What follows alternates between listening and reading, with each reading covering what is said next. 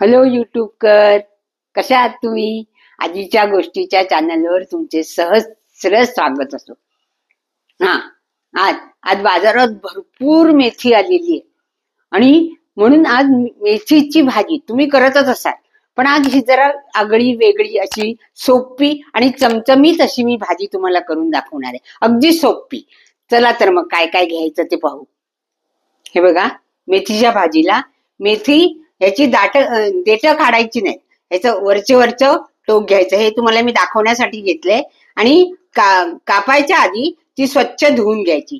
ती मी नंतर धुवून घेऊन तुम्हाला कापून दाखवीन. नंतर त्याला लागणारा ओली मिरची, नंतर कांदा आणि त्याला वरती आणि ही लसूण फोडणीला द्यायची नाही, वरून टाकायची आहे.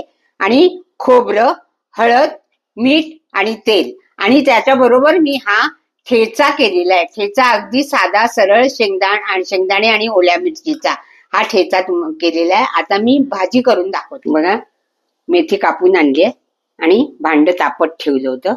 तेल घालूया. मेथीला जरासं तेल जास्त लागतं, पण मी जास्त घालणार नाहीये, पण थोडं तेल लागतं. तेल घातलं की ओली मिरचीची फोडणी. ही बघा, जास्त नाही घ्यायचे. या मिरच्या तुम्हाला वाटतात जास्त, पण जास्त तिखट नाहीये. मिरचीची फोडणी,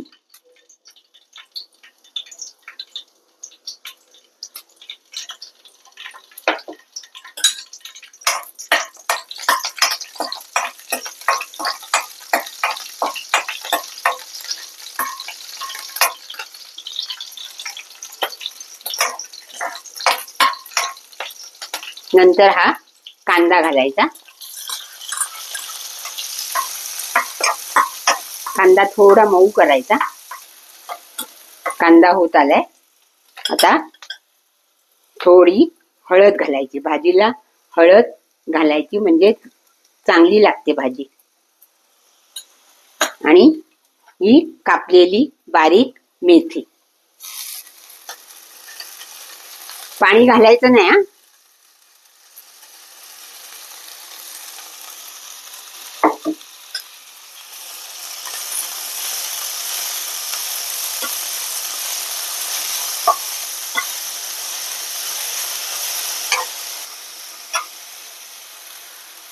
या मेथीची हे लसूण ठेचून घालायचा वरून, म्हणजे त्याला स्वाद चांगला येतो.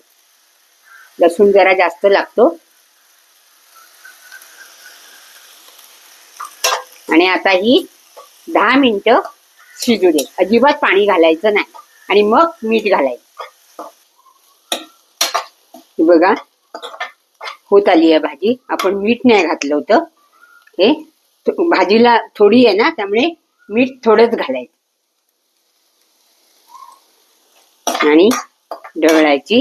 आणि ह्याला हे खोबरं जास्त लागतं. खोबरं जास्त घालायचं. खोबरं म्हणजे ओला नारळ आत्ता किसून ठेवलेला आहे, तो नारळ घालायचा, ताजा.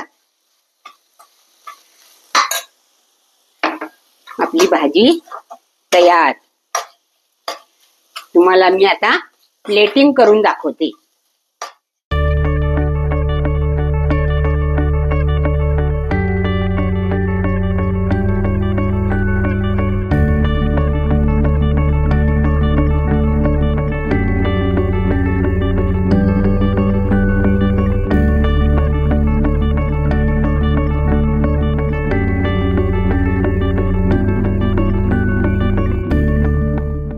बघा, झाली मेथीची भाजी. सोपी आहे ना एकदम, आणि खायला पण रुचकर, अतिशय स्वादिष्ट वास, सुगंध सुटलाय. या भाकरी, ठेचा या खायला.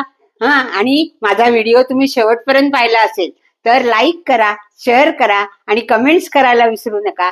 बाय.